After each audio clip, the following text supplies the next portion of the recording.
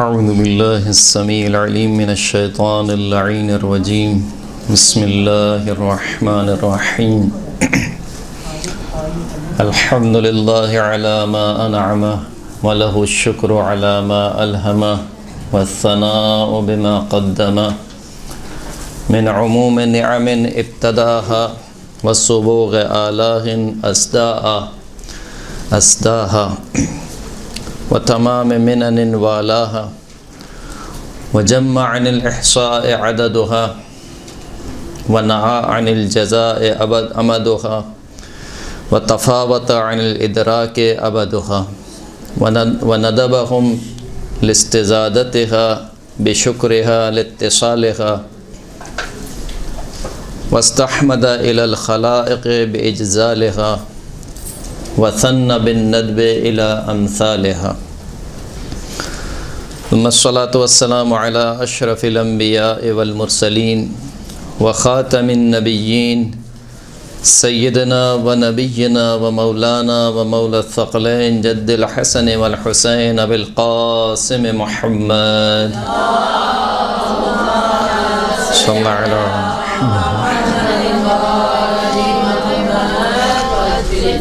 وعلى آله الطيبين الطاهرين المعصومين المنتجبين الميامين واللعنة الدائمة على أعدائهم أجمعين أما بعد فقد قالت فاطمة الزهراء سلام الله عليها أيها الناس اعلموا أني فاطمة وأبي محمد صلى الله عليه وآله وسلم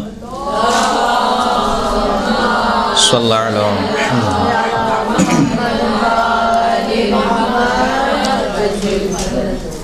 گزشتہ گفتگو میں بھی فاطمہ الزہرا سلام اللہ علیہا کے خطبہ فداکیہ سے متعلق کچھ معروضات آپ کی خدمت میں عرض کیے تھے کہ بیوی نے اس خطبے میں ایک طریقے سے پورے دین کو دوبارہ مہاجرین اور انصار پر پیش کیا. توحید کا بیان کیا گیا، توحید کے بعد پھر اپنے بابا کی رسالت کو پیش کیا، مقام رسول اکرم صلی اللہ علیہ وآلہ وسلم کو بیان کیا. صلوات پڑھیں محمد و آل محمد.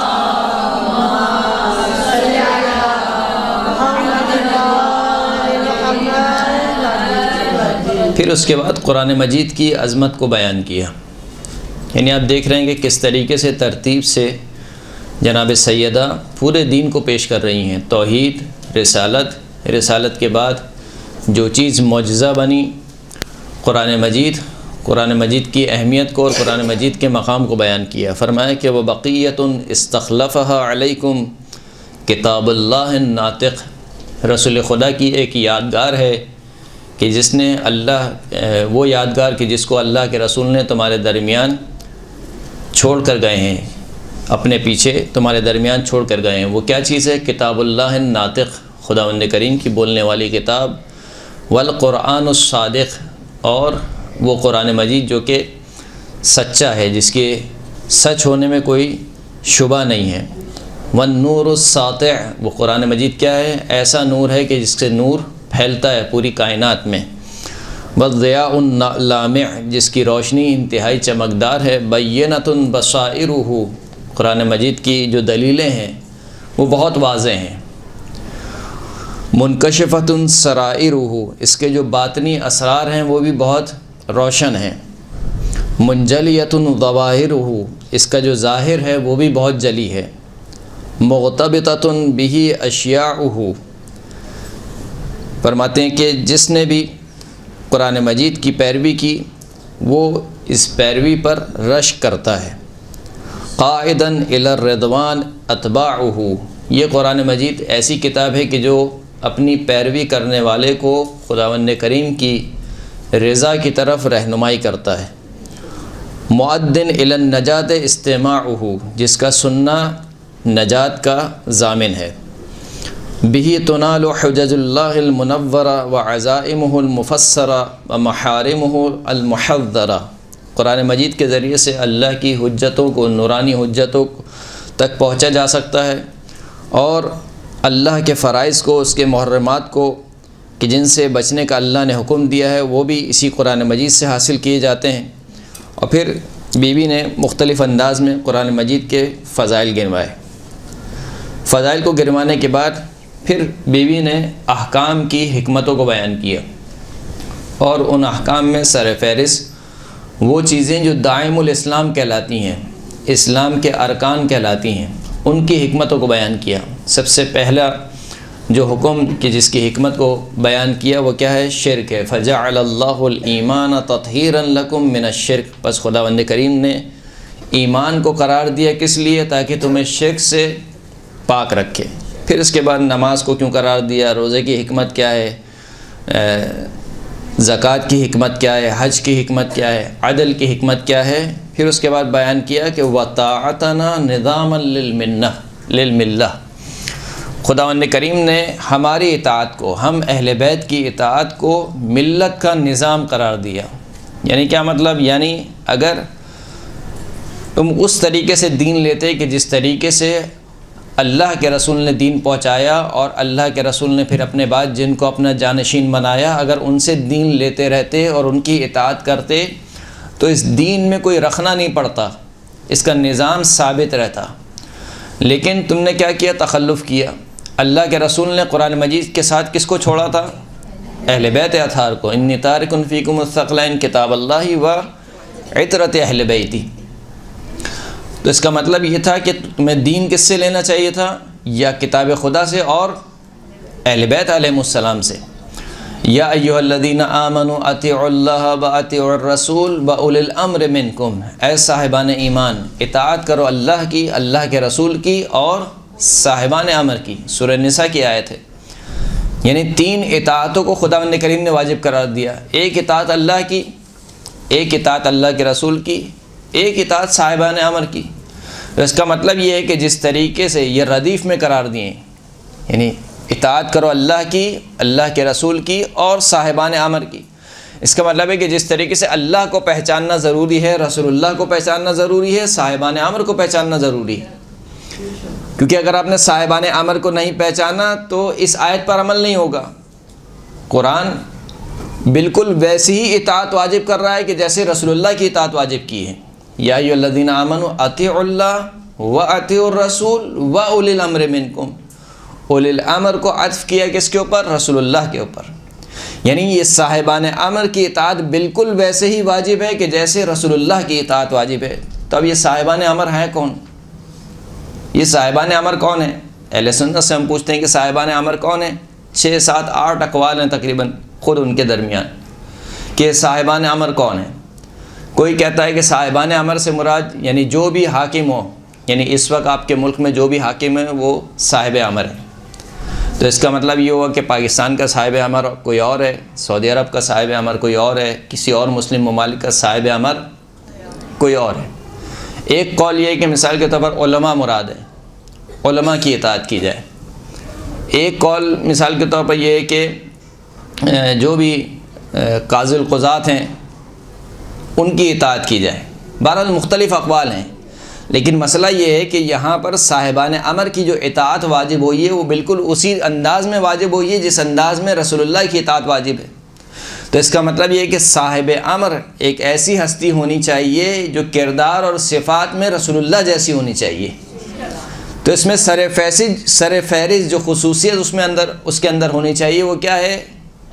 عصمت، معصوم ہونا چاہیے، کیونکہ یہاں پر کوئی قید اور شرط نہیں لگائی گئی۔ دیکھیے والدین کی اطاعت کا خداوند کریم نے حکم دیا، وبالوالدین احسانا، والدین کے ساتھ احسان کرو، لیکن پھر آگے ایک قید لگائی، وَإِن جَاهَدَاكَ لِتُشْرِكَ بِي مَا لَيْسَ لَكَ بِهِ عِلْمٌ فَلَا تُطِعْهُمَا، اگر یہ تیرے 2 والدین تجھے اکسائیں کس چیز کے اوپر کہ تو میرے ساتھ ایسے کو شریک قرار دے کہ جس کے بارے میں تو نہ جانتا ہو، تو فَلَا تُطِعْهُمَا، تو پس ان کی اطاعت نہ کرنا۔ تو کیونکہ ہمارے والدین معصوم نہیں تھے، لہٰذا خداوند کریم نے ایک قید لگائی انورٹڈ کاماز میں کہ دیکھو اطاعت کرنی ہے لیکن اس شرط کے ساتھ۔ لیکن یہاں پر صاحبان امر میں کوئی قید نہیں لگائی کہ دیکھو اس صاحبان امر کی اطاعت کب کرنی ہے؟ جب یہ تمہیں اللہ کے بارے میں حکم دے اس وقت اطاعت کرنی ہے، یا نہیں مطلقاً ان کی اطاعت کرنی ہے؟ آیت کہہ رہی ہے کہ مطلقاً اطاعت کرنی ہے۔ مطلقاً سے یہ سمجھ میں آتا ہے کہ ضرور یہ معصوم ہستیاں ہونی چاہیے، کیونکہ اگر یہ غیر معصوم ہستیاں ہوئیں تو ایک جانب سے اللہ کہہ رہا ہے کہ ان کی اطاعت کرو، اور ایک جانب سے مثال کے طور پر اللہ کہہ رہا ہے کہ سود نہ کھاؤ۔ اب حاکم وقت ہے، وہ کہہ رہا ہے کہ اس کا بینک کا نظام ہے، صحیح ہے، اس نے کہا کہ تمہیں سود دینا پڑے گا۔ حاکم وقت کہہ رہا ہے کہ تمہیں سود دینا پڑے گا، اللہ کہہ رہا ہے کہ تمہیں اطاعت کرنی ہے کس کی؟ حاکم وقت کی، مثال کے طور پر۔ اور ایک جانب سے اللہ سود کو منع بھی کر رہا ہے کہ جس نے سود کھایا اس نے اللہ سے جنگ کی۔ تو اب کیا ہو جائے گا؟ دو متضاد حکم جمع ہو جائیں گے، ایک طرف سے اس کی اطاعت بھی واجب ہے، ایک طرف سے سود سے بھی بچنا واجب ہے۔ یہ متضاد حکم خداوند کریم کی ذات سے بعید ہے، وہ نہیں دے سکتا ہے۔ لہٰذا اس سے معلوم ہوا کہ صاحبان امر کون ہونے چاہیے؟ معصوم ہستیاں ہونی چاہیے، اور وہ معصوم ہستیاں کہ جس کا ادعا سوائے اہل بیت اطہار کے اور کوئی امت نہیں کرتی ہے۔ تو بس اسی لیے بیوی نے کہا کہ طاعتنا نظاما للملہ، ہماری اطاعت کو ملت کا نظام قرار دیا۔ ملت کا نظام کیا مطلب؟ یعنی رسول اللہ آخری نبی ہیں، اب کوئی نبی آنے والا نہیں ہے۔ اب جب کوئی نبی آنے والا نہیں ہے تب اس کے بعد شریعت کی حفاظت کس سے ہوگی؟ شریعت کو کس سے سمجھا جائے گا؟ مسائل تو آتے رہیں گے، ان مسائل کو کس سے لیا جائے گا؟ احکامات کو کس سے سمجھا جائے گا؟ کیا خود ہی اجتہاد کیا جائے گا کہ جیسے لوگ کرتے رہے اہل بیت کے مقابل میں، یا نہیں اس سے شریعت کو لیا جائے گا کہ جس کا تعلق چشمہ رسالت سے ہے، معدن رسالت سے اس کا تعلق ہے۔ وَأَمَامَتَنَا وَإِمَامَتَنَا أَمَانًا لِلْفُرْقَةِ، خداوند کریم نے ہماری امامت کو فرقہ واریت سے نجات قرار دیا، امان قرار دیا۔ یعنی کیا مطلب؟ یعنی یہ مطلب ہے کہ اگر امت اسی ڈگر پر چلتی رہتی کہ جس ڈگر پر رسول اللہ نے چلایا تھا تو آج اتنے فرقے نہ ہوتے۔ فرقہ فقط ایک ہی تھا، وہ کون سا تھا؟ یا علی انت و شیعتک هم الفائزون، اے علی تو اور تیرے شیعہ کامیاب ہیں۔ اس کا مطلب ہے کہ خود رسول خدا کے دور میں ہی شیعہ کی اصطلاح موجود تھی، اور شیعہ کا مطلب یہ نہیں کہ کسی ایک خاص پارٹی کے کچھ لوگ ہیں گے، نہیں، وہی دین جو رسول اللہ لے کر آ رہے ہیں اسی دین کو مولا کائنات نے پہنچایا۔ مولا کائنات کوئی نئی شریعت لے کر نہیں آئے، ائمہ اطہار کوئی نئی شریعت نہیں لے کر آتے، ائمہ اطہار پر وحی نازل نہیں ہوتی ہے، وحی نبوت، وہ اسی دین کو پہنچاتے ہیں۔ اسی دین پر اگر تم پیروی کرتے رہتے تو آج امت اتنے فرقوں میں تقسیم نہ ہوتی۔ اس کی وجہ یہ کہ امت کے فرقے کیسے بنے؟ پہلے عقائد جدا ہوتے ہیں، پھر فروعات جدا ہوتے رہتے ہیں۔ مثال کے طور پر کہ خداوند کریم آیا مجبور کرتا ہے انسان کو، انسان مجبور ہے یا انسان مختار ہے؟ ایک فرقے نے کہا کہ انسان مجبور ہے، ایک فرقے نے کہا کہ انسان مختار ہے۔ دونوں فرقے کے پاس قرآن مجید کی آیتیں ہیں، یعنی جو کہہ رہا ہے کہ قرآن مجید خداوند کریم انسان جو مجبور ہے اس کے پاس بھی قرآن مجید کی آیت ہے۔ واللہ خلقکم وما تعملون، خداوند کریم نے تمہیں خلق کیا اور جو تم عمل انجام دیتے ہو وہ بھی خدا کی مخلوق ہے۔ تو اس کا مطلب یہ کہ انسان جو کچھ کرتا ہے خدا کرتا ہے، انسان خود سے کچھ نہیں کرتا۔ اب یہ قرآن مجید کی آیت ہے، اس کا آپ کیا جواب دیں گے؟ اسی طریقے سے ایک فرقہ کہتا ہے کہ خداوند کریم کو دیکھنا ممکن ہے، ایک فرقہ کہتا ہے خداوند کریم کو دیکھنا ممکن نہیں ہے۔ جو کہتا ہے خداوند کریم کو دیکھنا ممکن ہے وہ قرآن مجید سے آیت لے کر آتا ہے کہ دیکھو قیامت کے دن کچھ چہرے ہوں گے جو اپنے پروردگار کی طرف دیکھ رہے ہوں گے۔ اس کا مطلب ہے کہ دیکھنا ممکن ہے۔ غرض جتنے فرقے ہیں، حتیٰ قادیانی فرقہ بھی اپنے مذہب کے ثبوت کے لیے یا اپنے مذہب پر استدلال کے لیے قرآن کی آیت پیش کرتا ہے۔ کون سی آیت پیش کرتا ہے؟ وَمَن يُطِعِ اللَّهَ وَالرَّسُولَ فَأُولَٰئِكَ مَعَ الَّذِينَ أَنْعَمَ اللَّهُ عَلَيْهِم مِّنَ النَّبِيِّينَ وَالصِّدِّيقِينَ وَالشُّهَدَاءِ وَالصَّالِحِينَ وَحَسُنَ أُولَٰئِكَ رَفِيقًا۔ اس آیت کو قادیانی پیش کرتے ہیں، اگرچہ کہ اور بھی آیتیں ہوں گی، لیکن بہرحال تو میں جو سمجھانا چاہ رہا ہوں کہ قرآن مجید سے ہر فرقہ استدلال کر رہا ہے، ہر فرقہ، لیکن کوئی ایک قیم قرآن ہونا چاہیے نا جو یہ بتائے کہ نہیں یہاں پر اللہ کی مراد یہ ہے، یہ مراد نہیں ہے۔ کہ یہاں پر جو خداوند کریم کہنا چاہ رہا ہے کہ اللہ نے تمہیں خلق کیا اور تمہارے اعمال کو خلق کیا، تو یہاں پر خداوند کریم کہنا کیا چاہ رہا ہے؟ آیا اس کی مراد یہ ہے کہ تم مجبور ہو کچھ نہیں کر سکتے ہو یا نہیں؟ مراد یہ ہے کہ جو کچھ بھی تم کرتے ہو اللہ کی دی ہوئی طاقت سے کرتے ہو. یعنی حتیٰ اگر تم گناہ بھی کر رہے ہو تو کیونکہ اللہ نے تمہیں طاقت دی ہے تو تم گناہ کر رہے ہو، لیکن اس کا یہ مطلب نہیں ہے کہ اللہ تم سے گناہ کروا رہا ہے، اس لیے کہ اس نے طاقت کے ساتھ ساتھ تمہیں اختیار بھی دیا ہے، فقط طاقت نہیں دی ہے. تو اب اگر میں آنکھوں سے نعوذ باللہ کوئی گناہ کر رہا ہوں تو آنکھیں کس کی دی ہوئی ہیں؟ وہ اللہ کی دی ہوئی ہیں. ہاتھ سے کوئی گناہ کر رہا ہوں تو ہاتھ کس کے دیے ہوئے ہیں؟ اللہ کے دیے ہوئے ہیں. یعنی غرض میں جو بھی کام انجام دے رہا ہوں، میں بول رہا ہوں، میں دیکھ رہا ہوں، میں سن رہا ہوں، یہ سب کا سب کس کا دیا ہوا ہے؟ یہ آیت کہنا چاہ رہی ہے کہ واللہ خلقکم وما تعملون، جو تم کرتے ہو وہ بھی اللہ کی مخلوق ہے. ایسا نہیں کہ وہ تمہارے اپنے اختیار سے، یعنی بالکل جسے کہنا چاہیے کہ اللہ کو چھوڑ کر اللہ کے مقابل میں تمہاری کوئی قدرت ہے، ایسا نہیں. تو ایک قیم قرآن ہونا چاہیے جو قرآن مجید سے سمجھائے. تو بس بی بی نے کیا فرمایا کہ امامتنا امانا للفرقہ، اگر امامت کے لوگ قائل ہو جاتے تو کیا ہوتا؟ اسلام کے اتنے فرقے نہ ہوتے.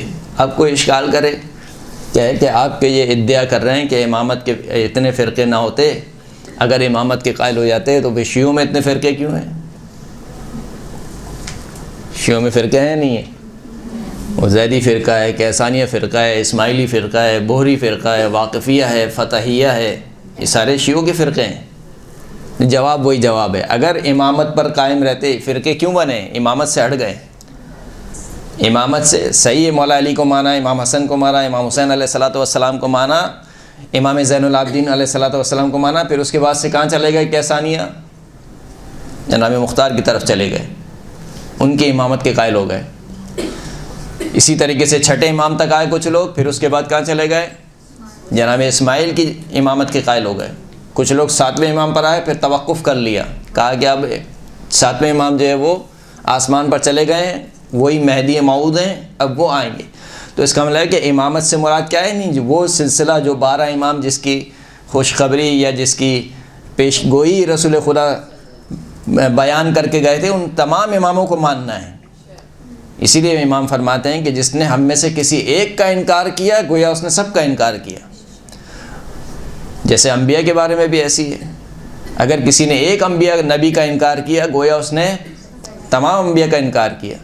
تو یہ جتنے بھی فرقے بنے ہیں اس کی وجہ کیا ہے؟ کہ امامت کے ٹریک سے ہٹ گئے ہیں. اگر اس امامت کے ٹریک پر باقی رہتے تو یہ فرقے نہ ہوتے.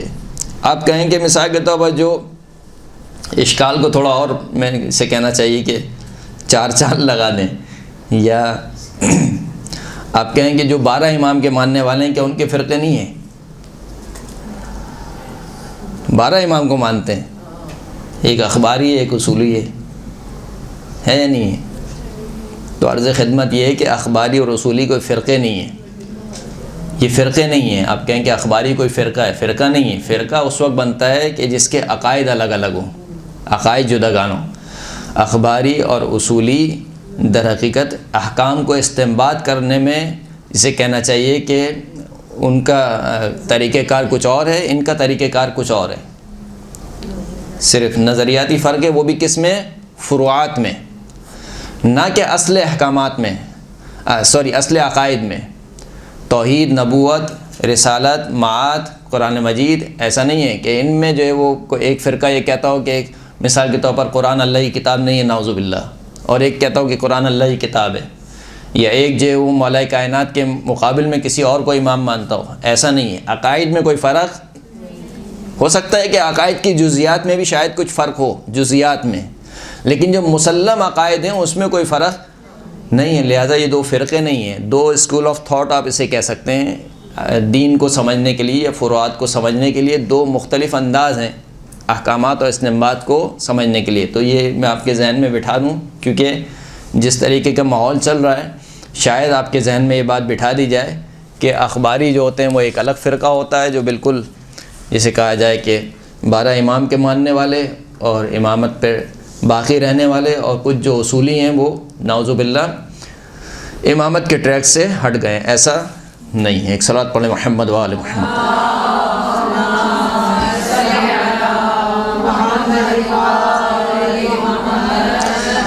یہ سارے احکامات کی علتیں اور حکمتیں کو بیان کرنے کے بعد بی بی نے ارشاد فرمایا کہ ایھا الناس اعلموا انی فاطمہ. یہ بڑا عجیب جملہ ہے بی بی کا. یعنی بی بی کس کے سامنے خطبہ دے رہی ہے؟ مہاجرین اور انصار کے درمیان، کہ جن میں سے شاید کوئی بھی یہ اس بات کا انکار نہیں کرتا ہو کہ بی بی فاطمہ رسول اللہ کی بیٹی نہیں ہے. کوئی انکار کرنے والا؟ کوئی انکار کرنے والا نہیں. لیکن اس کے باوجود بیوی تاکید کر رہی ہیں کہ دیکھو میں جو تمہارے سامنے گفتگو کر رہی ہوں میری حیثیت کو پہچانو، میں کون ہوں. ایھا الناس اعلموا انی فاطمہ، جانو کہ میں فاطمہ ہوں. کیوں کہہ رہی ہیں بار بار؟ اس لیے کہ کچھ یاد دلانا چاہ رہی ہیں کہ میں ہی وہ ہوں کہ جس کے لیے رسول اللہ اپنی جگہ سے کھڑے ہو جاتے تھے. میں ہی وہ ہوں کہ جس کے لیے اللہ کے رسول اپنی جگہ سے کھڑے ہو جاتے تھے اور اپنی جگہ پر مجھے بٹھلاتے تھے. میں ہی وہ ہوں کہ جب سفر پہ جاتے تھے تو سب سے آخر میں مجھ سے ودا کرتے تھے، اور جب سفر سے آتے تھے تو سب سے پہلی وہ ہستی جس سے رسول اللہ ملاقات کرتے تھے وہ کون تھی؟ بی بی فاطمہ. میں ہی وہ ہوں جو جنگوں میں زخمیوں کے زخموں پر مرہم پٹی کرنے کے لیے جاتی تھی. میں ہی وہ ہوں کہ جس کے لیے اللہ کے رسول نے اشارہ فرمایا کہ ایھا الناس اعلموا ھذہ فاطمہ، اے لوگوں پہچان لو کہ یہ میری دختر فاطمہ ہے. فاطمہ تو بضعۃ منی، فاطمہ میرا ٹکڑا ہے. من آذاھا فقد آذانی، جس نے فاطمہ کو اذیت پہنچائی اس نے مجھے اذیت پہنچائی.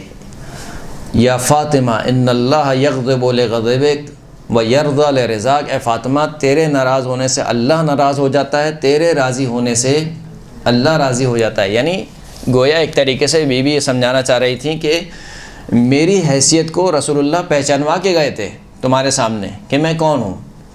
میں وہی فاطمہ ہوں کہ جس کو رسول اللہ پہچانوا کے گئے ہیں. اعلموا انی فاطمہ و ابی محمد، میرے بابا کون ہیں؟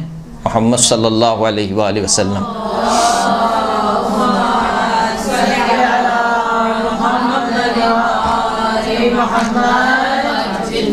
اقول عودا و بدوا ولا اقول ما اقول غلطا ولا افعل ما افعل شططا. میں اول و آخر یہی بات کہتی ہوں، اور جو بات میں کہہ رہی ہوں ایسا نہیں کہ اس میں کوئی اشتباہ کر رہی ہوں. یعنی یہ اتنی واضح ترین بات، اس کے اوپر بی بی فاطمہ تاکید کر رہی ہیں کہ دیکھو یہ جو بات میں تم سے کہہ رہی ہوں ایسا نہیں کہ ایسے ہی میری زبان پر یہ بات آ گئی. یعنی میں سوچ سمجھ کے پورے حواس میں یہ بات کہہ رہی ہوں کہ میں فاطمہ ہوں. میرے بابا کون ہیں؟ رسول خدا ہے.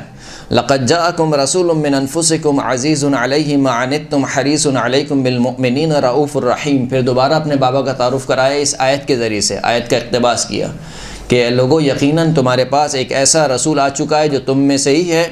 عزیز علیہ ما عنتم، جو چیز تم پر گراں گزرتی ہے وہی ہمارے رسول پر گراں گزرتی ہے. یعنی ہمارے رسول پر گراں گزرتا ہے کہ تم ہلاکت میں پڑ جاؤ. حریص علیکم، وہ تمہاری نجات پر بہت زیادہ حریص ہیں.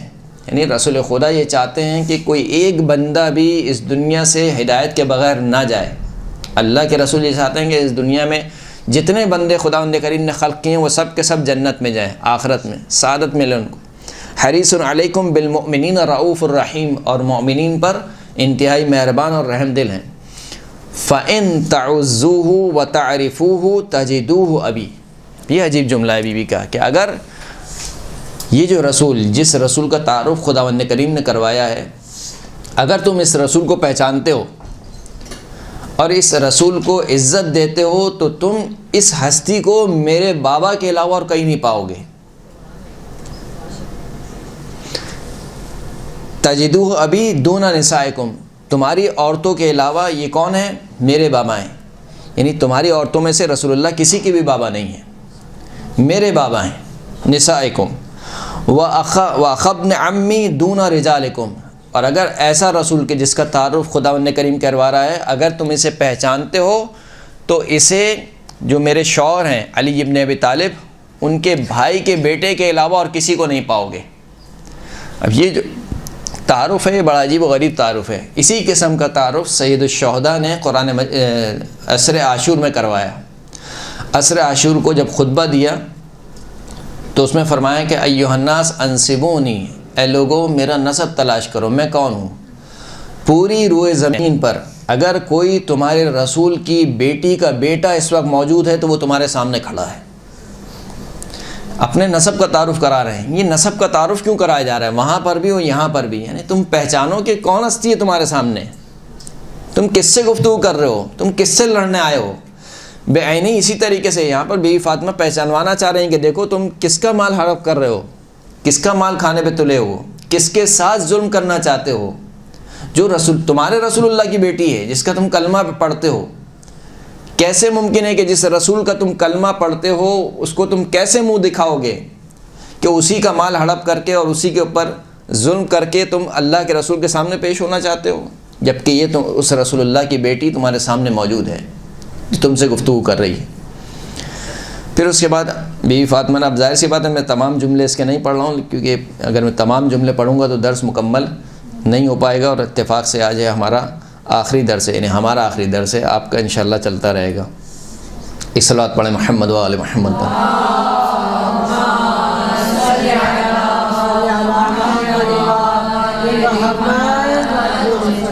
دوبارہ سے بیان کیا بی بی نے کہ میرے بابا نے کس انداز میں رسالت کو بیان کیا, اور پھر بی بی نے بتایا کہ دیکھو میرے بابا نے یا اسلام نے تمہیں عزت بخشی. تمہاری حالت کیا تھی؟ حتی تفر اللیل عن صبح واسفر الحق عن محد ونطق زعیم الدین وخرست شقاشق الشیاطین وطاح وشید النفاق وانحلت عقد الكفر والشقاق وفحتم بکلمت الاخلاص فی نفر من البید الخماس وکنتم علی شفا حفرت من النار. تمہاری حالت کیا تھی؟ دیکھو یہاں تک کہ خداوند کریم نے میرے بابا کے ذریعے سے صبح کی کرن کو روشن کیا کہ جس کرن نے رات کی تاریکی کو چیر دیا, اور خالص حق واضح اور آشکار ہو گیا, اور دین کا سردار لب گشا ہوا, اور شیاطین کے بڑے بڑے فصیح خطباء کو چپ لگ گئی, اور پس منافق لوگ ہلاک ہو گئے, اور کفر اور عداوت کی گرہیں کھل گئیں. کلمہ توحید ایسے افراد کے درمیان تمہاری زبانوں سے جاری کروایا کہ جو سفید چہرے والے اور جن کے شکم ان کے پیٹ سے لگے ہوئے تھے, یعنی اہل بیت اطہار کے ذریعے سے, جب کہ تم آتش جہنم کے کنارے پہ تھے. تم لوگوں کی حالت کیا تھی؟ تم آتش جہنم کے کنارے پہ رہے. یعنی اگر میرے بابا کے ذریعے سے تمہاری ہدایت نہ ہوئی ہوتی تو تم اسی زمانے جاہلیت میں زندگی گزار رہے ہوتے, اور تم دشمنوں کا نوالا بننے والے تھے. تمہاری تعداد ایک گھونٹ کے برابر تھی. تمہاری جو مشعل راہ تھی وہ بہت جلدی بجھنے والی تھی. تم پیروں کے تلے دبنے والے تھے. تم وہ پانی پیتے تھے جس میں اونٹ پیشاب کرتے تھے. یہ تمہاری حالت تھی. پھر اس کے بعد کیا ہوا؟ تمہاری غذا کیا تھی؟ تمہاری غذا درختوں کی چھال ہوا کرتی تھی. تم روئے زمین پر اس طرح ذلیل و خوار تھے کہ ہر وقت تمہیں خوف لاحق ہوتا تھا کہ تمہارے ارد گرد کے لوگ تمہیں چرا کر نہ لے جائیں. تم ایسی زندگی گزار رہے تھے, ایک بد امنی کی زندگی تم گزار رہے تھے. تمہاری خوراک کیا تھی؟ پھر میرے بابا نے آ کر تمہارے درمیان کیا کیا؟ بھائی چارہ قائم کیا. وہ صدیوں کی لڑائیاں جو چلی آ رہی تھیں اس کو کس نے ختم کیا؟ رسول اللہ نے ختم کیا. اخوت کا جو عقد بندہ مہاجرین اور انصار کے درمیان, وہ عقد اخوت کس نے قائم کیا؟ میرے بابا نے قائم کیا. یعنی میرے بابا کے ذریعے سے تمہاری خون ریزی رکی, ورنہ وہی خون ریزی کا سلسلہ جو عرصے سے چلا آ رہا تھا وہ چلا آتا. پھر فرمایا کہ میرے بابا کے ذریعے سے اور علی ابن ابی طالب یعنی میرے شوہر کے ذریعے سے تم لوگوں کو نجات ملی. یہ کرتے کرتے پھر مولا کائنات کی جہاد کی کیفیت کو بیان کیا کہ کس طریقے سے مولا کائنات نے جہاد کیا, اور پھر اس کے بعد کیا ہوا. یعنی ایک وہ زمانہ تھا جو رسول اللہ سے آنے کے پہلے کا زمانہ تھا. پھر اس کے بعد رسول اللہ آئے. اب جب رسول اللہ چلے گئے تو پھر تمہاری کیا حالت ہے؟ فرمایا کہ فلم مختار اللہ لنبیہ دار انبیائہ, جب خداوند کریم نے اپنے نبی کے لیے آخرت کا گھر اختیار کیا, یعنی اپنے پاس بلا لیا, رسول اللہ کی رحلت ہو گئی. وَمَأْوَى أَصْفِيَائِهِ ظَهَرَ فِيكُمْ حَسْكَةُ النِّفَاقِ, تو اللہ کے رسول کا اس دنیا سے جانا تھا کہ تمہارے درمیان نفاق کی دشمنی نے سر اٹھایا, یعنی منافق لوگوں نے سر اٹھایا. وَسَمَلَ جَلْبَابُ الدین, اور دین کی چادر پرانی ہونے لگی. یعنی وہ دین کی تعلیمات جو اللہ کے رسول لے کر آئے تھے, رفتہ رفتہ وہ تعلیمات سب کے سب کیا ہونے لگیں؟ پرانی ہونے لگیں. وَنَطَقَ كَاظِمُ الْغَابِينَ وَنَبَغَ خَامِلُ الْأَقِلِّينَ وَحَضَرَ فَنِيقُ الْمُبْطِلِينَ۔ گمراہ لوگوں نے اپنے چپ کا روزہ توڑا، اور جس کا ذکر کہیں سننے کو نہیں ملتا تھا وہ بھی سر اٹھانے لگا۔ یہ عجیب جملہ ہے، یعنی بی بی کہنا چاہتی ہیں کہ جو تھرڈ درجے کے مسلمان تھے ان کو کیا کیا کہ انہوں نے وی آئی پی پروٹوکول دیا، یعنی وہ لوگ جو فتح مکہ کے وقت مسلمان ہوئے تھے، وہ لوگ جو طلقاء تھے، یعنی تھرڈ درجے کے مسلمان تھے جن کا ذکر کہیں سننے کو نہیں ملتا تھا، وہ لوگ بھی بولنے لگے، آوازیں اٹھانے لگے، سر اٹھانے لگے۔ باطل افراد کے پرورش یافتہ اونٹوں کی آوازیں نکلنے لگیں، اور شیطان نے اپنا سر اپنی مخفی گاہ سے باہر نکالا، حالانکہ وہ تمہیں پکار رہا تھا، پس شیطان نے تمہیں اپنی دعوت پر لبیک کہنے والا پایا۔ یعنی شیطان تمہیں پکارتا تھا اور شیطان کے صدا پر تم کیا کرتے تھے؟ لبیک کہتے تھے۔ ہاذا، یہ سب کام کتنی جلدی ہوا، یہ سب کام کتنی جلدی ہوا۔ ہاذا والعہد قریب، یہ کام اتنی جلدی ہوا کہ ابھی تو رسول اللہ کا زمانہ بہت قریب تھا، یعنی ابھی رسول اللہ کو گزرے ہوئے دن ہی کتنے ہوئے ہیں کہ فاطمہ کو خطبہ دینا پڑ رہا ہے۔ کتنے دن ہوئے ہوں گے؟ بہت زیادہ 1 ہفتہ، 10 دن ہوئے ہوں گے، بہت زیادہ 1 مہینہ۔ 1 مہینے میں تمہاری یہ حالت ہو گئی کہ فاطمہ کو آ کر اپنا حق ثابت کرنا پڑ رہا ہے، خطبہ دینا پڑ رہا ہے۔ والعہد قریب والکلم رحیب، جبکہ یہ سب کام اس وقت ہوا کہ جب ہمارا زخم بہت گہرا تھا ابھی، یعنی جو رسول اللہ کی مصیبت کا زخم ہمارے سینے پر لگا ہے، یہ زخم ابھی بالکل تازہ ہے۔ ولم یمدمل، ابھی تو ہمارا زخم بھرا بھی نہیں ہے، یعنی ابھی تو ہم رسول اللہ کے سوگ میں ہیں۔ کم از کم انسان میں اتنی مروت تو ہوتی ہے، اگر آپ کے مثال کے طور پر کسی کا پیسہ نکلتا ہے اور وہ چلے جائے اس دنیا سے، تو انسان مروتاً چہلم تک، کم از کم سوین تک انتظار کرتا ہے، اور پھر اس کے بعد اس کے وارثوں کے پاس جا کے کہتا ہے کہ دیکھو تمہارے جو مرنے والا تھا اس کے پاس میرا اتنا پیسہ نکلتا تھا۔ کم از کم اتنا لحاظ تو ہوتا ہے، اتنی مروت تو ہوتی ہے۔ تم نے تو اتنی بھی مروت نہ کی کہ رسول اللہ کا جنازہ ابھی زمین پر رکھا ہوا ہے، یعنی رسول اللہ کو ابھی قبر میں نہیں اتارا گیا ہے، اور تم سب کے سب لوگ جمع ہو گئے کہاں پر؟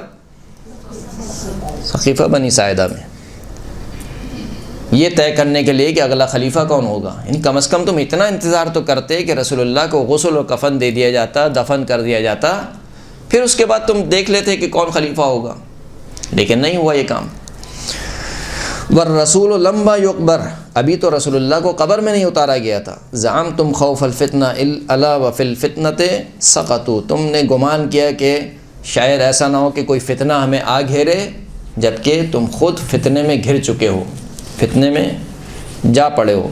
وَإِنَّ جَهَنَّمَ لَمُحِيطَةٌ بِالْكَافِرِينَ ثُمَّ لَمْ تَلْبَسُوا إِلَّا رَيْسَ أَن تَسْكُنُوا نَفَرَتُهَا وَيُسْلَسُ قِيَادُهَا ثُمَّ أَخَذْتُمْ تُورُونَ وَغْدَتَهَا وَتُحَيِّجُونَ جَمْرَتَهَا وَتَسْتَجِيبُونَ لِهُتَافِ الشَّيْطَانِ الْغَوِيِّ وَإِطْفَاءِ أَنْوَارِ الدِّينِ الْجَلِيِّ وَإِهْمَالِ سُنَنِ النَّبِيِّ الصَّفِيِّ تَشْرَبُونَ حَشْوًا فی ارتغاء وتمشون لأهله وولده فی الغمرہ والضراء ویسیر منکم علی مثل حز المدا وخز السنان فی الحشاء، پھر تم نے اتنا بھی صبر نہیں کیا کہ اس دل رنجیدہ کو کچھ آرام ملے اور اس کی لگام کچھ نرم پڑے۔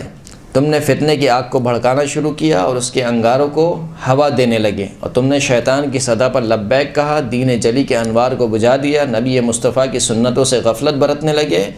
پھر تم نے منافقت کا روپ دھارا اور گھونٹ گھونٹ کر کے دودھ پینے لگے۔ ایک ضرب المثل ہے جو دی جاتی ہے، جب کوئی شخص منافقت کرے تو اس کے لیے یہ ضرب المثل دی جاتی ہے کہ گھونٹ گھونٹ کر کے دودھ کو پینا۔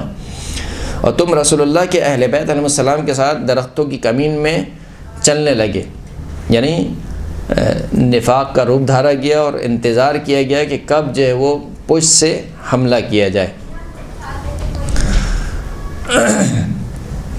پھر اس کے بعد اب بی بی نے اپنے اصل مطالبے کو پیش کیا، وَأَنْتُمْ الْآنَ تَزْعُمُونَ أَنَّ لَا إِرْثَ لَنَا أَفَحُكْمَ الْجَاهِلِيَّةِ يَبْغُونَ، پھر تم نے یہ گمان کیا کہ ہمارے لیے کوئی میراث نہیں ہے، کیا تم جاہلیت کا حکم صادر کرتے ہو؟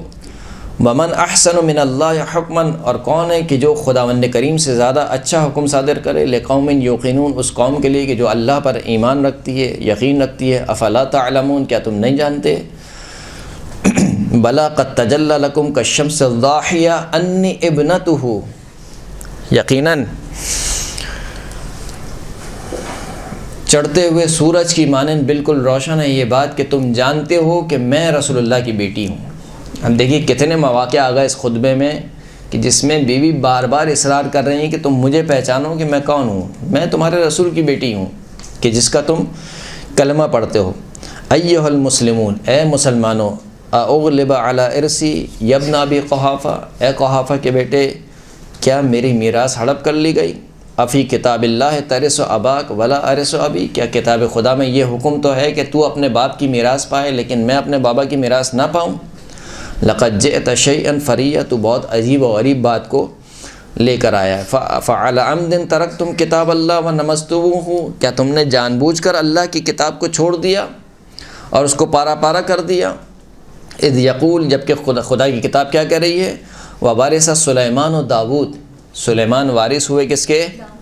داؤد کے، جو کہ دونوں کے دونوں نبی ہیں، جناب سلیمان بھی نبی ہیں، جناب داؤد بھی نبی ہیں، دونوں کے دونوں نبی ہیں۔ وقال فی مختص من خبر یحییٰ بن زکریا، جبکہ قرآن مجید یحییٰ بن زکریا کے قصے میں کیا کہتا ہے؟ اذ قال فہب لی من لدنک ولیا یرثنی ویرث من آل یعقوب، جب جناب زکریا نے خداوند کریم کی بارگاہ میں دعا کی کہ پروردگار مجھے اپنی جانب سے ایک ولی عطا فرما جو میرا وارث بنے اور آل یعقوب کا وارث بنے۔ وقال اولو الارحام بعضهم اولی ببعض، اور خداوند کریم قرآن مجید میں میراث کے مسئلے میں یہ فرماتا ہے کہ جو خونی رشتہ دار ہیں ان میں سے بعض سے زیادہ قریب ہیں میت کے، لہذا جو میت کے زیادہ قریب ہیں وہ ورثہ پائیں گے، جو دور کے رشتہ دار ہیں وہ ورثہ نہیں پائیں گے۔ میراث کے طبقے ہیں، 3 طبقے ہیں میراث کے۔ پہلے طبقے میں کون آتا ہے؟ یہ میت کے بیٹے آتے ہیں اور ماں باپ آتے ہیں۔ اگر یہ نہ ہو، ماں باپ بھی نہ ہو، بیٹا بھی نہ ہو، تو پھر کون آتے ہیں؟ بہن بھائی آتے ہیں۔ پھر اس کے بعد اگر وہ بھی نہ ہو تو پھر کون آتے ہیں؟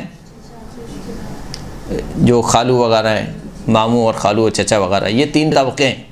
تو یہ سب خونی رشتہ دار ہیں، لیکن خداوند کریم کہہ رہا ہے کہ اولی الارحام اولا بعضهم اولا ببعض فی کتاب اللہ، اللہ کی کتاب میں جو خونی رشتہ دار ہیں وہ بعض سے نزدیک ہیں۔ وقال یوصیکم اللہ فی اولادکم للذکر مثل حظ الانثیین، اور خداوند کریم قرآن مجید میں ارشاد فرماتا ہے کہ خداوند کریم تمہیں وصیت کرتا ہے تمہاری اولاد کے بارے میں کہ جو تمہارا بیٹا ہے اس کے 2 حصے ہیں، کس کے مقابل میں؟ بیٹی کے مقابل میں۔ وقال، اسی طریقے سے قرآن مجید میں خداوند کریم ارشاد فرماتا ہے کہ وَإِن تَرَكَ خَيْرًا الْوَصِيَّةُ لِلْوَالِدَيْنِ وَالْأَقْرَبِينَ بِالْمَعْرُوفِ حَقًّا عَلَى الْمُتَّقِينَ، اگر تم میں سے کوئی خیر چھوڑ جائے تو اس کے پر کیا ہے؟ وصیت کرے، کس کے لیے؟ والدین کے لیے اور اقربی رشتہ داروں کے لیے۔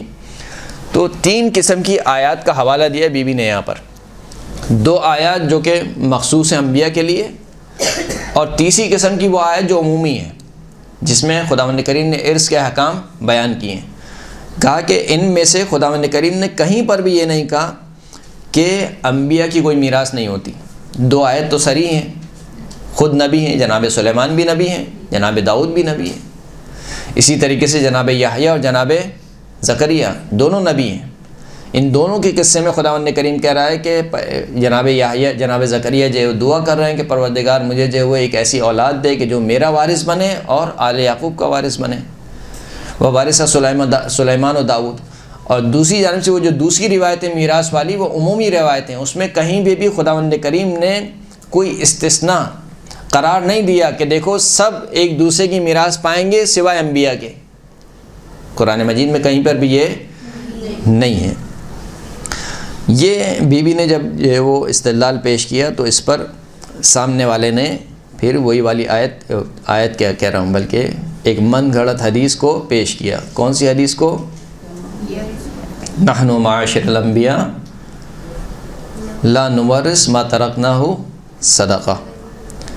جب یہ حدیث کو پیش کیا، یعنی یہ خطبہ جب یہاں تک پہنچا تو اس نے بی بی کو مخاطب کیا، کہا کہ آپ کا مقام، آپ کی منزلت سب اپنی جگہ فلاں فلاں کر کے پھر اس کے بعد کہا کہ ہم نے خود آپ کے بابا سے سنا ہے کہ انہوں نے کہا کہ نحن معاشر الانبیاء لا نورث ما ترکناہ صدقہ، ہم نے آپ کے بابا سنا ہے کہ ہم انبیاء کوئی میراث نہیں چھوڑتے، جو کچھ چھوڑتے ہیں وہ کیا ہے؟ صدقہ ہے۔ اس پر بی بی نے جواب دیا کہ سبحان اللہ ما کان ابی رسول اللہ صلی اللہ علیہ وآلہ وسلم عن کتاب اللہ صادفا، کہ پاک اور منزہ ہے وہ ذات کہ بے شک میرے بابا رسول خدا صلی اللہ علیہ وآلہ وسلم کتاب خدا سے منہ موڑنے والے نہیں تھے۔ یعنی ایسا نہیں ہو سکتا ہے کہ ایک حکم خدا کی جانب سے دیا گیا ہو، رسول اللہ اس کی مخالفت کر رہے ہوں۔ اگر جو تم حدیث مجھے سنا رہے ہو، یعنی گویا اپنے الفاظ میں اگر اس سے کہا جائے کہ بی بی یہ فرمانا چاہ رہی ہیں کہ اگر تم یہ حدیث سنا رہے ہو، یہ حدیث قرآن سے ٹکرا رہی ہے، اور خود میرے بابا نے کہا ہے کہ جو میری احادیث قرآن سے ٹکرائے اس کو چھوڑ دو، صحیح، قرآن کو کسوٹی قرار دیا، تو کیسے ممکن ہے کہ وہ خود جو مسلمانوں کو حکم دے رہا ہے کہ وہ حدیث لینا جو قرآن سے موافقت کرے اور اس حدیث کو چھوڑ دینا جو قرآن کی مخالف ہو، وہ خود اللہ کا رسول قرآن کی مخالفت کرے؟ کیسے ممکن ہے؟ ما کان ابی رسول اللہ صلی اللہ علیہ وآلہ وسلم عن کتاب اللہ صادفا ولا لاحکامہ مخالفا، میرے بابا قرآن مجید کے احکام کی مخالفت نہیں کر سکتے ہیں، بل کان یتبع اثرہ ویقفو صورہ افتجمعون الی الغدر اعتلالا علیہ بالزور وهذا بعد وفاته شبیہ بما بغی له من الغوائل فی حیاتہ، بلکہ میرے بابا جو ہے وہ قرآن مجید کے اثر پر اس کی اتباع کر رہے ہیں، پیروی کرنے والے ہیں، اس کی حدود کو قائم کرنے والے ہیں، تو پس کیا تم لوگ نفاق پر جمع ہو گئے ہو، رسول خدا پر جھوٹی گواہی کا اظہار کرتے ہو؟ یہ سب کچھ کب ہوا؟ یہ سب کچھ رسول اللہ کے وفات کے بعد ان امور میں سے ہے کہ جن کی رسول اللہ کی حیات میں، جن کو رسول اللہ کی حیات میں عملی جامہ پہنانے کی کوشش کی گئی۔ یعنی کیا مطلب؟ یعنی تم رسول اللہ کی حیات میں ہی نفاق موجود تھا، اور رسول اللہ کی حیات میں ہی تم یہ ارادہ رکھتے تھے، لیکن اس کو عملی جامہ کب پہنایا؟ رسول اللہ کی وفات کے بعد۔ ھذا کتاب اللہ حکما عدلا وناطقا فصلا یقول یرثنی ویرث من آل یعقوب۔ دوبارہ بی بی نے انہی آیت کو پیش کیا کہ یہ جو خداوند کریم کی کتاب ہے، یہ کتاب کہتی ہے کہ جناب یحییٰ اور جناب زکریا کے قصے میں کہ یرثنی ویرث آل یعقوب، میرا وارث بنے اور آل یعقوب کا وارث بنے۔ ویقول ووارث سلیمان و داؤد، یہ کتاب خدا کہتی ہے کہ جناب سلیمان نے جناب داؤد سے میراث پائی۔ وبین عز وجل فیما وضع من الاقساط وشرع من الفرائض، اور یہی کتاب کہتی ہے کہ کس طریقے سے میراث کو تقسیم کیا جائے۔ تو پس اس کا مطلب کیا ہوا؟ اس کا مطلب یہ ہوا کہ یہ جو حدیث پیش کی گئی کہ جو ان کے زعم میں صحیح السند حدیث ہے، اور اس حدیث کی وجہ سے بیوی کو ان کا حق نہیں دیا گیا، اس حدیث کو بیوی نے کئی طریقوں سے باطل کیا۔ سب سے پہلا طریقہ کتاب خدا کہ تمہارے اور میرے درمیان یہ کتاب خدا ہے، تم تو نعرہ لگانے والے ہو حسبنا کتاب اللہ کا، یہ کتاب خدا کہہ رہی ہے کہ انبیاء کی میراث ہوتی ہے، تم کیسے کہہ رہے ہو کہ میراث نہیں ہوتی؟ اس کا مطلب ہے کہ بی بی خود اپنے عمل سے بتا رہی ہیں کہ یہ حدیث کیا ہے؟ جھوٹی حدیث ہے۔ پھر خود جو 3 آیتیں بی بی نے پیش کی، جناب سلمان جناب داؤد والا قصہ، جناب یحییٰ جناب زکریا والا قصہ، اور ارث کی عمومی آیات، یہ جو آیات ہیں جو پیش کی جاتی ہیں، اب ظاہر سی بات ہے ثابت تو کرنا ہے نا ہر ایک کو اپنے مذہب کو، ان آیات کے اوپر اہل سنت کی جانب سے کچھ اعتراضات پیش کیے جاتے ہیں، وہ آپ کی خدمت میں پیش کروں اور آپ کی زحمت تمام۔ ایک صلاۃ پڑھیں محمد و آل محمد۔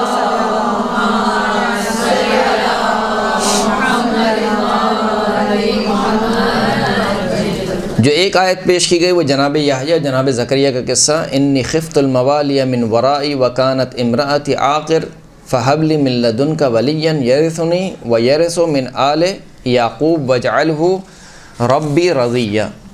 یہ جو آیت ہے، یہ آیت جناب زکریا کی دعا ہے۔ کس کی ہے؟ جناب زکریا کی دعا۔ جناب زکریا نے خداوند کریم کی بارگاہ میں دعا کی کہ پروردگار مجھے خوف ہے اپنے چچا تایاؤں سے، یعنی اپنے جو دوسرے رشتہ دار ہیں ان سے، ان کے اوپر مجھے خوف ہے جو میرے پیچھے رہ جائیں گے۔ وکانت امراتی عاقر، اور میری جو زوجہ ہے وہ بوڑھی ہو چکی ہے، یعنی وہ اب اس سے بچہ نہیں ہو سکتا ہے۔ فہب لی من لدنک ولیہ، پس تو اپنی جانب سے مجھے ایک ولی عطا فرما۔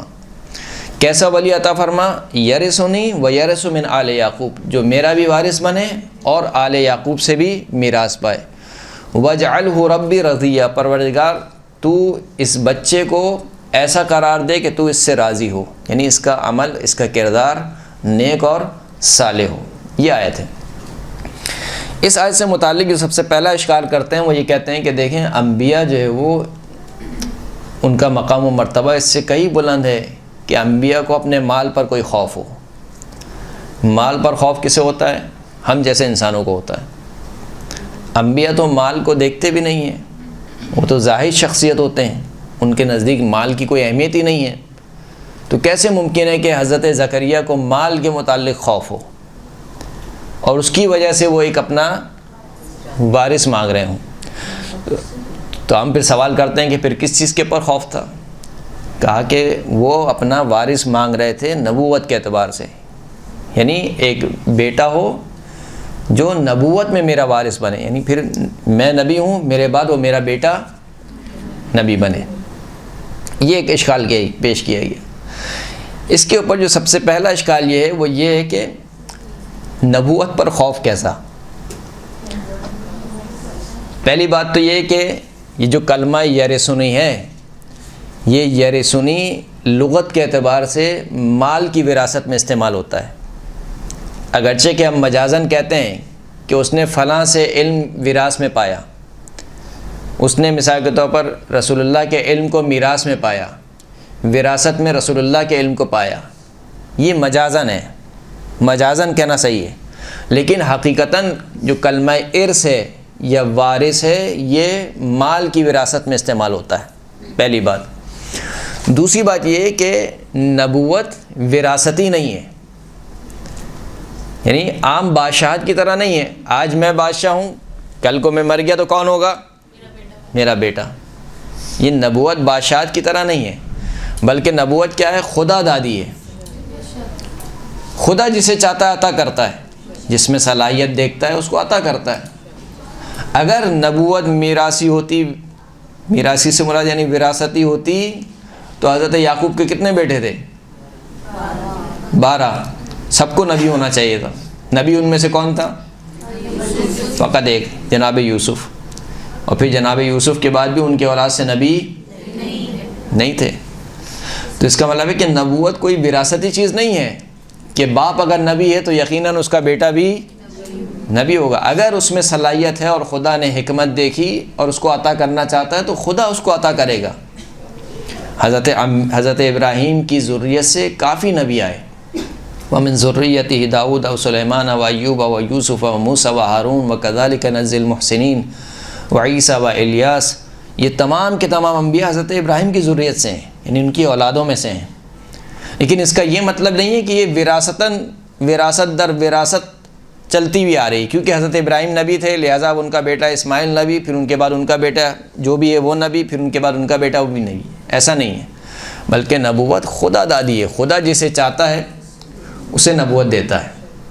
یہ بات بھی ہو گئی۔ اب آ جائیے کہ خدا نبوت کسے دیتا ہے؟ خدا نبوت کسے دیتا ہے؟ یہی آیت جو میں نے بھی آپ کی خدمت میں تلاوت کی، وہ اسماعیل، جو آیت ہے اس میں خداوند کریم نے ارشاد فرمایا کہ وَمِن ذُرِّيَّتِهِ داؤد وسلیمان وایوب ویوسف وموسیٰ وہارون وکذالک نجزی المحسنین وزکریا ویحییٰ وعیسیٰ والیاس کل من الصالحین۔ کل من، ان میں سے ہر ایک صالح بندہ تھا، ہر ایک صالح، یعنی اس کا کردار کیا ہونا چاہیے؟ صالح ہونا چاہیے۔ ایسا نہیں ہو سکتا کہ خداوند کریم کسی فاسق اور فاجر شخص کو نبوت عطا کر دے، ہو سکتا ہے؟ نہیں ہو سکتا۔ کیوں؟ کیونکہ یہ خدا کی مقصد کے خلاف ہے۔ خدا چاہتا ہے کہ نبوت کے ذریعے سے ہدایت دے۔ اگر فاسق اور فاجر شخص کو نبوت دے دی، اس کو معجزہ دے دی، تو وہ کیا کرے گا؟ اور گمراہی پھیلائے گا، نقض غرض ہے۔ تو خداوند کریم کسی بھی فاسق اور فاجر شخص کو نبوت نہیں دے سکتا، صالح افراد کو نبوت دے گا۔ اب یہاں پر جو دعا کر رہے ہیں، انی خفت الموالیہ، مجھے خوف ہے۔ بھائی خوف کس بات کا ہے؟ یا تو آپ کہیں کہ نبوت پر خوف ہے، تو نبوت پر خوف بے معنی ہے کہ اگر اللہ نے کسی کو نبی بنانا ہے تو چاہے آپ خوف رکھیں یا خوف نہ رکھیں وہ نبی بنے گا۔ اور دوسری طرف سے یہ بھی ثابت ہے کہ نبی وہی بنے گا کہ جس کا کردار صالح ہو. تو پھر خوف کس بات کا؟ خوف کس بات کا؟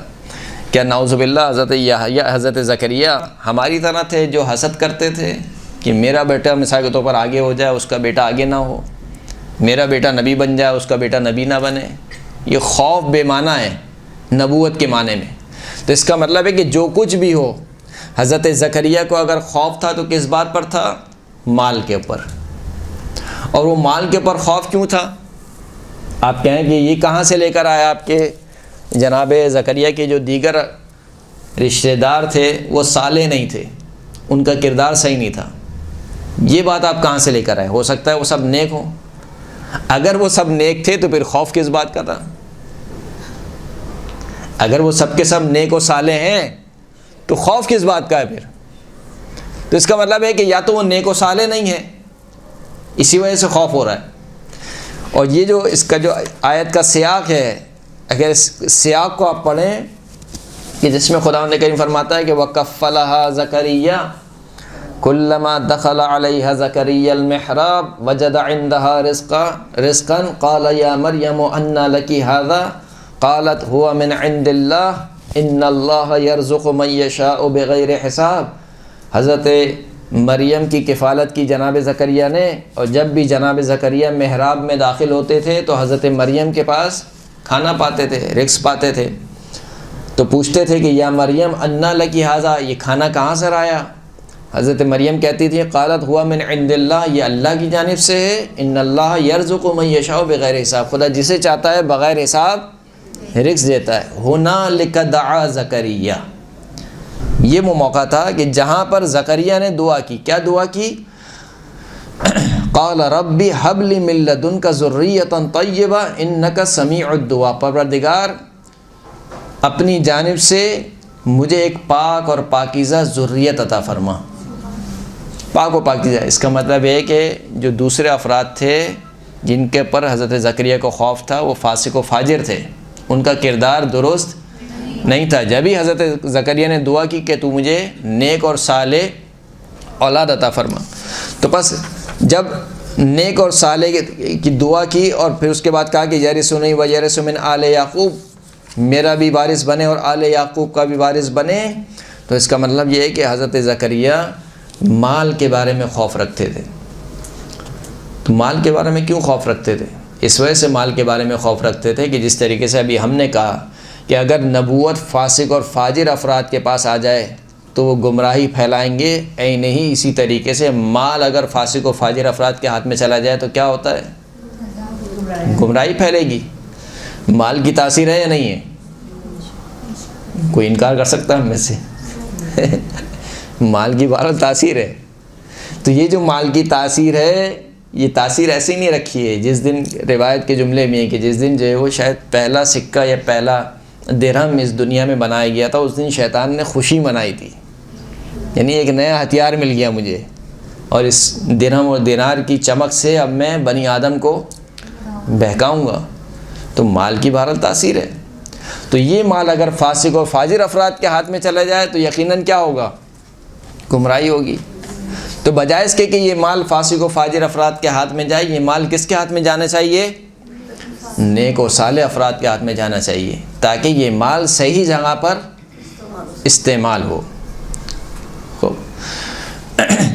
اور دوسری جانب سے جو آپ کہتے ہیں کہ نبوت ہے، ہم نے جیسے کہ بیان کر دیا کہ نبوت جو ہے وہ موروثی نہیں ہے، وراثتی نہیں ہے. کہ آپ کہیں کہ کیونکہ ایک نبی ہے تو اس کے بعد اس کا بیٹا بھی کیا ہوگا؟ نبی ہوگا. خود علماء اہل سنت کی جو تفاسیر ہیں اس میں بھی یہ بات بیان ہوئی ہے کہ یہاں پر یرثنی سے کیا مراد ہے؟ یرثنی و یرث من آل یعقوب. ابن جریر طبری جو ان کی تفسیر ہے، تفسیر جامع البیان عن تعویل آیہ القرآن، یہ ان کی تفسیر کا نام ہے. اس تفسیر میں کہتے ہیں کہ یقول یرثنی من بعد وفاتی مالی، خدایا مجھے ایک ولی عطا فرما جو میرے وفات کے بعد میرے مال کا وارث بنے.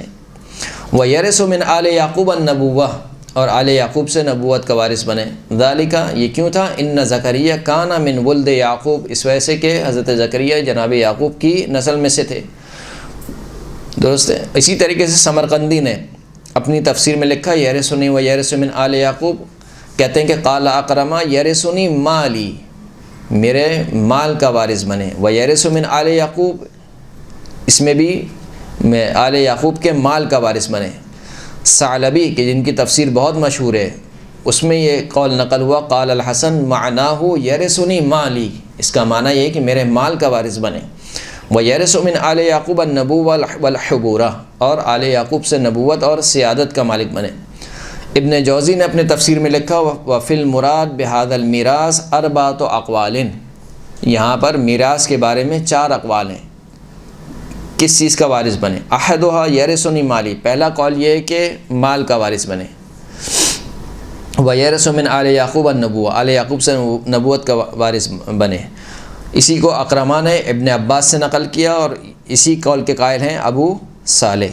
اسی طریقے سے سلمی نے اپنی تفسیر میں لکھا کہ یرثنی مالی، میرے مال کا وارث بنے۔ تو گویا یہ جو میں تفاسیر کے حوالے آپ کی خدمت میں پیش کر رہا ہوں، جیسے کہ آلوسی نے اپنے تفسیر میں کہا وقد ذکر الجلال السیوطی فی الدر المنصور عن ابن عباس و مجاہد و اکرمہ و ابی صالح انہم قالوا فی الآیہ یرثنی مالی۔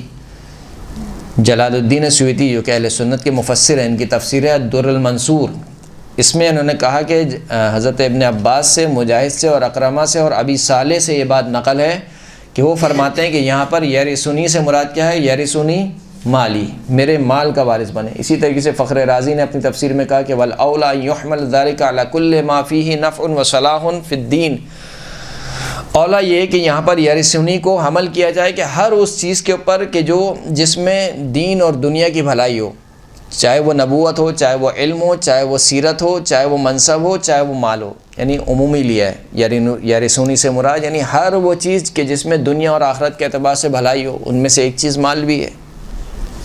تو بالآخر مدعا ثابت ہے ہمارا۔ یہ جو اقوال میں نے آپ کی خدمت میں پیش کیے، یہ اس وجہ سے پیش کیے کہ ہم شیعہ کوئی انوکھی قوم نہیں ہے کہ ہم کہیں گے فقط ہم ہی قائل ہیں اور کوئی قائل نہیں ہے۔ خود اہل سنت کے مفسرین میں سے بھی بعض اس کے قائل ہیں، حتیٰ مفسر قرآن ابن عباس، جناب ابن عباس کو مفسر قرآن حبر الامہ کہا جاتا ہے، ان کو حبر الامہ یعنی امت کی سیاہی، اور کس اعتبار سے کہا جاتا ہے کیونکہ مفسر تھے۔ ان کا قول یہ ہے کہ یرثنی سے مراد یہاں پر کیا ہے، مال مراد ہے۔ تو بس شیعہ فقط اکیلے ہی الزام کی لپیٹ میں نہیں ہے، یہ افراد بھی سب کے سب الزام کی لپیٹ میں آ جائیں گے۔ ایک صلوات پڑھیں محمد و آل محمد، صلی اللہ علی محمد و آل محمد۔ ایک اور اشکال کیا اس پر، وہ کیا آلوسی نے، آلوسی کی ایک تفسیر ہے روح المعانی، انہوں نے اشکال کیا۔ انہوں نے اشکال یہ کیا کہ ایو فائدۃ فی وصف ھذا الولی عند طلبہ من اللہ تعالی بانہ یرث اباہ و یرث بعض ذوی قرابتہ والابن وارث الاب ومن یقرب منہ فی جمیع الشرائع۔ فرماتے ہیں کہ یہ جو یرثنی کا لفظ استعمال کیا جناب زکریا نے، یرثنی و یرث من آل یعقوب، کا اس میں کون سا فائدہ ہے؟ یعنی جب ہر بیٹا اپنے باپ سے میراث پاتا نہیں پاتا ہے، ہر بیٹا اپنے باپ سے میراث پاتا ہے، تو یہ الگ سے بیان کرنے کی ضرورت کیا تھی کہ یرثنی و یرث من آل یعقوب؟ اس کا مطلب ہے کہ لغویت لازم آ رہی ہے، یعنی لغو ہے۔ جناب زکریا ایک بیٹا مانگ رہے ہیں، حب لی من لدنک ولیا، پروردگار اپنی جانب سے مجھے ایک ولی عطا فرما۔ کیسا ولی ہو؟ ولی کی صفت کیا ہو؟ یرثنی و یرث من آل یعقوب، میرا بھی وارث بنے، آل یعقوب کا بھی وارث بنے۔ تو جب ہر بیٹے کو اپنے باپ سے وراثت ملتی ہے تو یہ قید لگانے کی کیا ضرورت ہے؟ یہاں پر لغو ہے یہاں پر۔ تو اس کا مطلب یہ ہے کہ یہاں پر مال مراد نہیں ہے، بلکہ کیا مراد ہے؟ نبوت مراد ہے، لہٰذا قید لگانی پڑ رہی ہے۔ اشکال سمجھ میں آیا آپ کو؟ لغویت سمجھ میں آئی آپ کو؟ لغویت کیا ہوتی ہے؟ جیسے میں بار بار جملے ادا کر رہا ہوں نا، ایک جملہ کہہ دیا، پھر اس کے بعد دوبارہ اس کو ریپیٹ کیا، پھر دوبارہ ریپیٹ کیا، پھر تیسری بار ریپیٹ کیا بغیر کسی فائدے کے، اسے کہتے ہیں لغو ہے کلام میں۔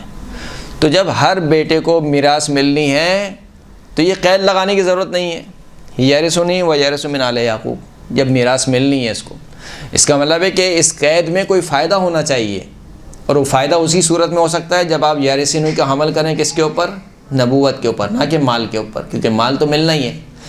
تو اس اشکال میں گویا خود آپ قبول کر رہے ہیں کہ اگر یہ قید نہ بھی ہوتی تب بھی جناب یحییٰ زکریا سے میراث پاتے،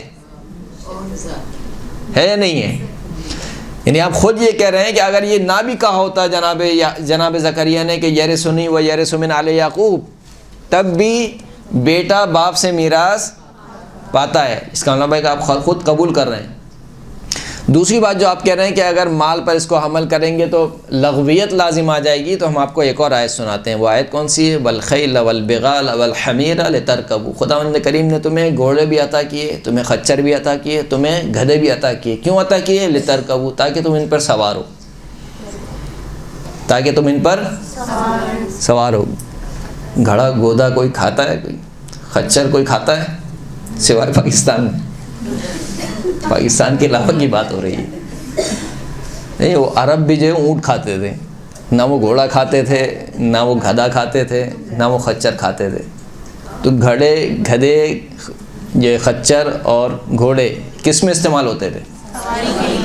سواری کے لیے۔ خدا کہہ رہا لترکبوا، تو سب کو پتہ ہے کہ سواری کے لیے، تو لغویت ہے یا نہیں ہے؟ کہ خدا نے تمہیں گھوڑے دیے، خچر دیے اور گدھے دیے، کس لیے؟ تاکہ تم سوار، بھائی سواری ہوتے ہیں اس کے اوپر، تو لغویت ہے یا نہیں ہے؟ لیکن یہاں پر مفسرین کہتے ہیں کہ کیونکہ یہاں پر خداوند کریم بیان یہ فرمانا چاہتا ہے کہ کچھ وہ حیوانات ہیں کہ جو کھائے جاتے ہیں، کچھ وہ حیوانات ہیں کہ جن پر سواری کی جاتی ہے، یہی فرق کافی ہے۔ اس فرق کو سمجھانے کے لیے خدا نے کہا کہ لترکبوا، تاکہ تم اس کے اوپر سوار ہو۔ کہا کہ جس طریقے سے آپ نے یہاں پر ایک توجیہ نکالی، ہماری آیت میں بھی یہ وجہ موجود ہے۔ وہ وجہ کیا ہے؟ کیوں جناب زکریا نے یرثنی و یرث من آل یعقوب کہا؟ اس لیے کہ اس سے پہلے کیا کہا؟ انی خفت الموالیہ، مجھے اپنے رشتہ داروں پر خوف ہے۔ تو خوف کس بات کا ہے؟ یرثنی و یرث آل یعقوب، مجھے ایک بیٹا عطا کر جو میرا بھی وارث بنے اور آل یعقوب کا بھی وارث بنے۔ اس کا مطلب یہ کہ جناب زکریا بیان کی کرنا چاہ رہے تھے کہ مجھے خوف کس بات کا ہے؟ مال کا خوف ہے۔ تو وہ جو خفتو ہے، اس خفتو کو بیان کرنے کے لیے بیان کیا کہ یرثنی و یرث آل یعقوب من آل یعقوب، میرا بھی وارث بنے اور آل یعقوب کا بھی وارث بنے، لہٰذا کوئی لغویت یہاں پر لازم نہیں آتی۔ ایک آخری اشکال آپ کی خدمت میں اور انشاءاللہ زحمت تمام۔ کہتے ہیں کہ جناب زکریا کوئی مالدار تھوڑی تھے، پیسہ ہی نہیں تھا ان کے پاس، تو بیچارے کے پاس، تو وہ کیوں کہہ رہے ہیں کہ یرثنی و یرث؟ جناب زکریا تو کارپینٹر تھے، نجار تھے، یعنی ان کا جو پیشہ تھا، پیشے سے کیا تھے؟ کارپینٹر تھے۔ کارپینٹر کی کوئی جائیداد ہوتی ہے؟ کارپینٹر کے پاس کوئی جائیداد ہی نہیں ہوتی، وہ کوئی ان کے پاس مال و دولت تھی کہ جس کے لیے وہ کہہ رہے تھے کہ یرثنی و یرث من آل یعقوب۔ تو اس کا مطلب ہے کہ جناب یحییٰ کے پاس کیا تھا؟ نبوت تھی، جناب زکریا کے پاس نبوت تھی، اور یہ نبوت سے بڑھ کر کوئی دولت نہیں تھی، لہٰذا نبوت کے لیے دعا کر رہے تھے کہ یرثنی و یرث من آل یعقوب، نبوت میں میرا بھی وارث بنے اور آل یعقوب کا بھی وارث بنے۔ تو یہ جتنے بھی اقوال جو کہتے ہیں کہ جناب زکریا کے پاس کچھ نہیں تھا، ایک تو یہ ان میں سے بعض خبر واحد ہیں اور بعض کوئی حدیث نہیں ہے، اگر حدیث ہے بھی تو ضعیف حدیث ہیں۔ انہ لم یکن ذا مال وقد روی ابو ہریرہ عن رسول اللہ صلی اللہ علیہ وسلم ان زکریا کان نجارا، ابو ہریرہ سے روایت، ابو ہریرہ نے روایت کی ہے رسول خدا سے کہ زکریا کیا تھے؟ نجار تھے، کارپینٹر تھے، صحیح ہے۔ اسی طریقے سے ابن کثیر نے کہا کہ کہیں یہ ذکر نہیں ہوا ہے کہ جناب زکریا جو ہے وہ بہت مالدار ہستی ہوں، ان کے پاس مال موجود نہیں تھا۔ تو یہ جتنے بھی اقوال ہیں، ایک تو یہ خود مفسرین کے اور اقوال ہیں، ان میں سے کوئی بھی وہ حدیث نہیں جو معصوم سے نقل ہو۔ اگر وہ وہاں پر کہا گیا کہ رسول خدا سے حدیث ہے، فقط اتنی حدیث ہے کہ جناب زکریا نجار تھے، تو نجار ہونا کیا منافات رکھتا ہے کہ ان کے پاس مال نہیں ہوگا؟ یہ عجیب بات ہے۔ آپ کیسے کہہ سکتے ہیں کہ ایک شخص کارپینٹر ہے، اس کی کوئی جائیداد نہیں ہے؟ ہو سکتا ہے اس کو جائیداد ملی ہو، اس کے آباء و اجداد کی جائیداد ہو، لیکن وہ کارپینٹر کا کام جانتا ہو، تو وہ کارپینٹر کا کام ہی کرے گا، تو کوئی اور کام تو نہیں کرے گا۔ تو یہ اس بات سے منافات نہیں رکھتا ہے کہ ان کے پاس مال نہیں تھا۔ دوسری بات یہ ہے کہ جناب زکریا کا جو تعلق ہے، وہ جو خاندان ہے، وہ جناب سلیمان سے تعلق ہے، اس لیے کہ جناب زکریا کی جو زوجہ تھیں وہ بہن تھیں کس کی؟ جناب مریم بنت عمران کی، حضرت عیسیٰ کی والدہ گرامی جناب مریم کی بہن تھیں حضرت زکریا کی زوجہ، اور جناب مریم کا تعلق کس سے ہے؟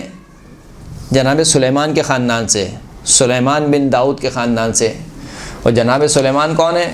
کہ جنہوں نے پروردگار سے دعا کی، قال رب اغفر لی وہب لی ملکا لا ينبغی لأحد من بعدی، پروردگار مجھے بخش دے اور مجھے ایسی سلطنت عطا فرما کہ تو نے اس جیسی سلطنت کسی کو بھی نہ دی ہو، کسی کو بھی ایسی سلطنت، یعنی جناب سلمان کی بادشاہت ایک منفرد بادشاہت تھی، تو اس بادشاہت میں سے بالآخر کچھ تو بچا ہوگا، یہ سب ختم ہو گئی، یعنی جناب سلمان بھی گئے اور ان کی بادشاہت بھی گئی، تو وہ بادشاہت منتقل ہوتے ہوتے آئی ہوگی یا نہیں آئی ہوگی؟ خاندان میں آئی ہوگی۔ تو ایک طرف سے جناب جو زکریا کی زوجہ ہیں ان کا تعلق بھی جناب سلیمان سے، خود جناب زکریا کا تعلق بھی جناب سلیمان سے، تو اس کا مطلب یہ نہیں ہے کہ ان کے پاس کچھ نہیں تھا، بلکہ ان کے پاس یقیناً کچھ نہ کچھ مال تھا، کہ جس کی وجہ سے کہا گیا کہ یرثنی و یرث من آل یعقوب۔ یہیں پر ہم جو ہے وہ آج کی اپنی گفتگو کو تمام کرتے ہیں۔ وآخر الدعوانا ان الحمد للہ رب العالمین۔ اللہم صلی علی محمد و آل محمد۔